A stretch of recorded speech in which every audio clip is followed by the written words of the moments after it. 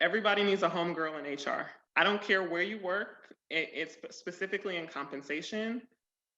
Get linked up with somebody who's in HR who knows the field that can tell you what the specific bands are. A lot of companies, especially for internal promotions, may have like a 5 to 11% or 8 to 12%. And that way, you know what the range is of what they're willing to give you. And I think that's a really important thing for people to do and identify. When you talk about mentorship, I also think, one thing that Issa Rae always talks about is networking across. Yeah. Everybody should have a friend or a colleague or somebody that will tell them the truth that works in the department that kind of controls what that range is. Yes, and that will also help lower the pay gap, right? From Yes. being, yes. One of my former colleagues shared with me is what you do with that information. Usually, again, after you get the offer, the people that are offered the max is like when you think you have a really competitive, quote unquote, candidate. So you can say, especially after you've been offered the job, I know I'm the most competitive and the best qualified candidate.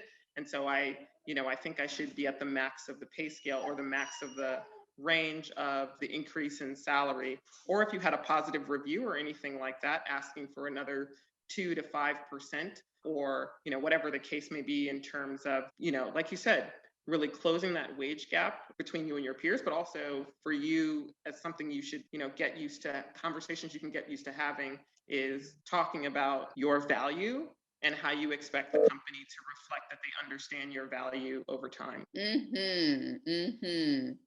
Yes.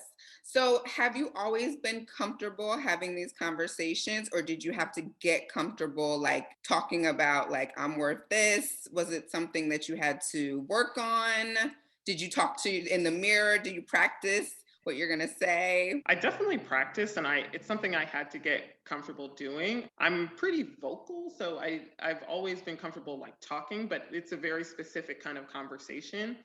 And one other thing that I think I've learned throughout my career is that I always want to be in a position where I'm not telling myself no, I'm going to make someone else tell me no. So even if I don't think I can get another 5 or 10%, my goal is to make someone tell me no. And in order to do that, I have to start the conversation. So I hope the answer isn't no, but I would rather hear a no from someone else than have, kind of not tried. And I think another thing that can help you get comfortable with that is, again, within community at work, practice with your colleagues, because that can open up doors in terms of people being comfortable sharing salary information.